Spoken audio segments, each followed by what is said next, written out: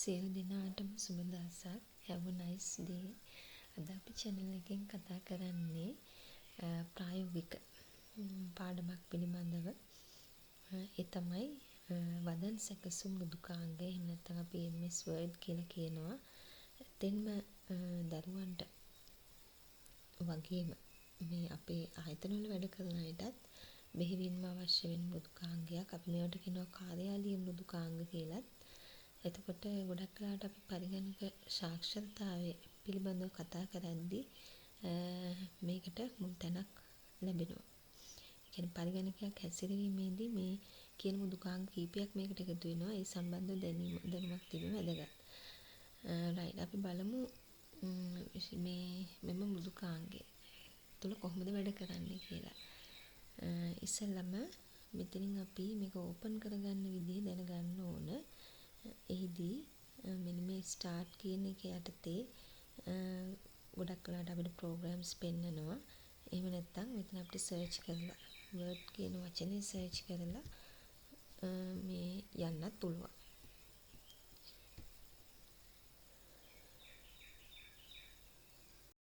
right මෙතෙන්දී අපි blank document කියන එක තමයි ගන්නෙ.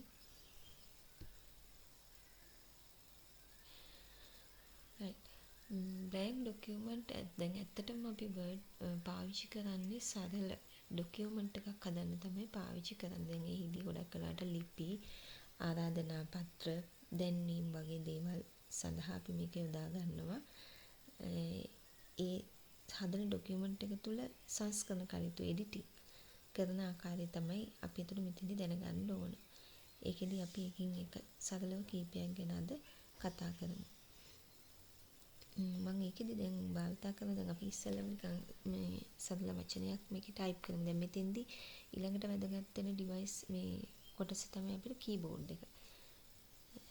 දැන් ලියන කටයුතු කියනගෙන අපි කීබෝඩ් එකෙන් ටයිප් කරනවා කියන එකනේ. එතකොට කීබෝඩ් එකේ එක එක අකුරු කොතනද තියෙන්නේ, ඉලක්කම් කොතනද, ඒ වගේම අපි මට විවිධ නම් වලින් කීබෝඩ් එක වර්ග කරනවා.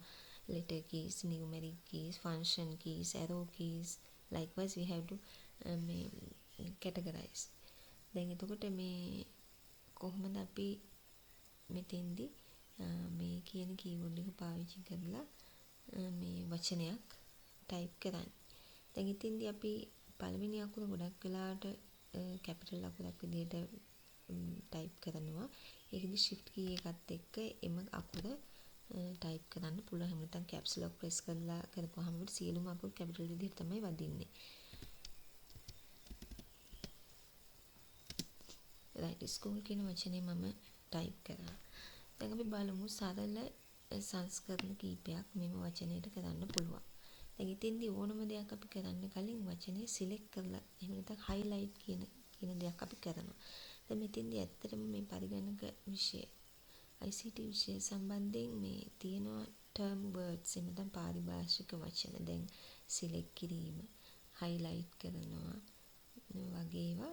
දැන් මේ වගේ වචන ගොඩක් තියෙනවා. එතෙන්දී ඒවා චුට්ටක් හුරු කරගන්න. දැන් පොඩි දරුවෝ මේක බලනවා. දැන් බොහෝ වෙලාවට 6 සිට 9 දක්වාත් ICT තියෙනවා විෂයක් විදිහට. දැන් එතෙන්දිත් මම හිතන්නේ word කියන එක අහු වෙනවා lesson එකක්. එතකොට මේ වචන පොඩ්ඩක් අර විෂයට ආවෙනික වචන හුරු කරගන්න ඕනේ.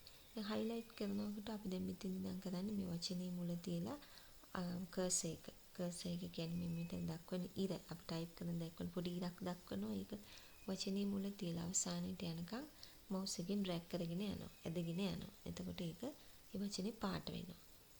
ඒක තමයි highlight කියලා කියන්නේ.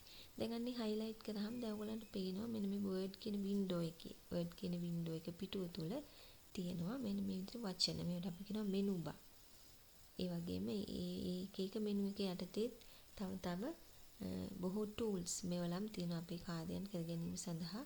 මෙන්න මේ ආකාරයට විවිධ මේ දේවල් කරන්න පුළුවන් දේවල් ගොඩක් දාලා තියෙනවා. මේ home කියන එක යටතේ තියෙනවා මෙන්න මේ සංස්කරණ කීපයක්.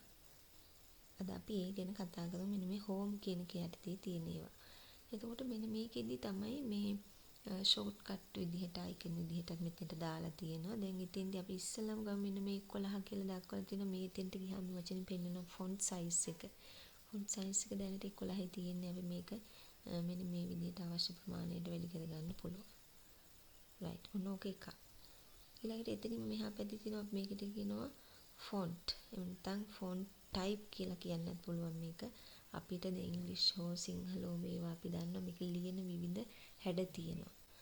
right. එතකොට මේ ෆොන්ට් ටයිප් ගොඩක් තියෙනවා. සාමාන්‍ය ඉංග්‍රීසි පෙන්නන්නේ normal පෙන්නන Times New Roman. then we can change. මෙන්න මේ විදිහට අපිට වෙන දැන් මම කියන Arial කියන ෆොන්ට් එක දාගත්තේ. right. ඒ වගේම මම තව එකට එනවා මෙන්න මෙතන එක පේලියට තියෙනවා තව icon තුනක්. B අකුරින් කියන්නේ bold කියන එක තද කළු පැහැති අකුරු විදිහට මේක හැදෙනවා. ඒ වගේම තමයි I අකුරින් ඇල අකුරු බවට පත් වෙනවා. ඒ වගේම මෙන්න මෙතනින් වචනෙට යටින් underline කියන එකට මේ යටින් ඉරක් ඇදෙනවා. නැවත ඒක අපිට අවශ්‍ය නැත්නම් නැවත ඒ icon එකම ක්ලික් කරනවා. මම මේ දෙක මෙහෙමම තියෙනවා. right. අපි තව icon එකකට යන්න මෙතන තියෙනවා මෙන්න මේ ඒ අකුරු මෙන්න මේ විදිහට font color අකුරු වලට color එකක් වැටෙන්නේ. මේකේ more colors යටතේ තව අපිට මේ ගොඩක් colors වලට යන්න පුළුවන්. එහෙම නැත්නම් මෙන්න මෙතනින් තියෙන basic colors වලින් අපිට කැමති color එකක් දාගන්න පුළුවන්. right. ඔන්න විදිහට color එක. right. ඊළඟට මම යනවා මෙන්න මෙතන alignments අපිට මේක එක දිශාවලට ගන්න පුළුවන්. එතෙන්දී මම මේක center කියන තැනට යනවා. පිටුවේ මුලට. අපි දැන් ඩොකියුමන්ට් එකක් හදද්දී මේව දැනගෙන සිටීම වැදගත්. right. දැන් මේ විදිහට මේ ස්කූල් කියන වචනේ මේ පිටුව මෙතන ගන්න පුළුවන්. තව එකක් මම යනවා මෙන්න මෙතන තියෙනවා copy කියලා කී එකක්. copy කරන එක පිටපත් කරන මට ඕන මේ වචනේ දෙපාරක් විතර copy කරන්න. එහෙනම් මේක මම මේ විදිහට copy කරා. ඊට පස්සේ අපිට පුළුවන් නැවත මේක මේ කර්සර් එක පල්ලෙහාට ගන්න පුළුවන් keyboard එකේ enter කියන key එක press කරලා මම පල්ලෙහාට අරගෙන මෙතන තියෙනවා paste කියන නැවත ඇලවීම කියන වචනේ ඒක ක්ලික් කරාම ඒකේ අවස්ථා කීපයක් එනවා. මම ඒකේ පළවෙනි icon එක ක්ලික් කරනවා.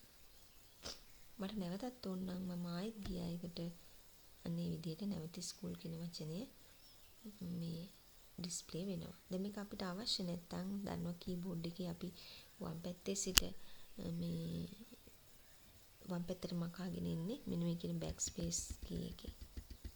මෙන්න මේ විදිහට මම මේ වචන දෙක මැකුවා. right. ඊළඟට මම මෙතනම තියලා අපිට වචන දෙකක් අතර ඉඩ තියන්න ඕන. මම keyboard එකේ icon එක ගමම චුට්ටක් ඕගලන්ට කියලා දීගෙන යනවා. මෙන්න මේ තවත් වචන දෙකක් අතර ඉඩ තියන්න ඕන නම් මෙන්න මේ space bar එක දිගම space bar එක keyboard එකේ තියෙනවා. ඔයගොල්ලන්ගේ තියෙනවා නම් බලන්න. අනේ key එක press කරාම ඒ ඉර තව චුට්ටක් එහාට යනවා. right. දැන් අපි අර highlight නැවතත් මේක highlight කරගමු. highlight කරගෙන මෙන්න මේ විදිහට highlight වෙනවා. දැන් සමහර මංකෝ දැන් මෙනු මේ වචන හරහා අපිට සිද්ධ කරන්න තියෙන දේම keyboard එකේ මේ යතුරු keys හරහාත් කරන්න පුළුවන්. දැන් අපි copy paste කියන කන්නේ විදිහට කරමු. දැන් school කියන එක මම keyboard එකෙන් ගත්තොත් copy කරන්නේ CTRL කියන key එකයි C කියන අකුරයි. control C ඔන්න මම press කරා. දැන් ඔයගලන්ට පේන්නේ නැතුව ඇති නමුත් මම ඒක press කරා. දැන් නැවතත් අපිට highlight එක ඕන highlight එක එහෙම තියෙන්නත් පුළුවන්. එහෙම නැත්නම් ඊළඟට අපිට කරන්න ඕන CTRL එකත් එක්ක V control V. දැන් අපිට ඕන තරම් මේක පහළ එහාට copy කරගෙන ගිය හැකියි. right. ඔන්න ඔය විදිහට තමයි copy paste කියන දේ කියන එක icon භාවිතා කරන්නේ. දැන් ඊට අමතරව ඔයගොල්ලන්ට මේකේ ගොඩක් තියෙනවා icons බලන්න. දැන් මේ spellings අපිට check කරන්න පුළුවන්. right. ඒ වගේම දැන් word dart කියලා එකක් තියෙනවා. අපිට මෙන්න මේ header වලට වචන ගන්න පුළුවන්. right. ඊළඟට මෙන්න මේ විදිහට dots දාන්න පුළුවන්. කරුණු ලියනවා නම් මේ වගේ ගොඩ දේවල් තියෙනවා. ඊට අද අපි basic දේවල් චුට්ටක් කතා කරේ. ඊළඟට බලමු මේවා කොහොමද අනිකුත් දේවලුත් word හරහා භාවිතා වෙන්නේ. අපිත් එක්ක දිගටම රැඳිලා ඉන්න. එතකොට ඕගොල්ලන්ට මේ lessons කීපේ දිගින් දිගට බලලා ඉගෙන ගන්න පුළුවන්. ඉතින් බොහොම ස්තුතියි. ඊළඟ වීඩියෝයෙන් හමු වෙමු.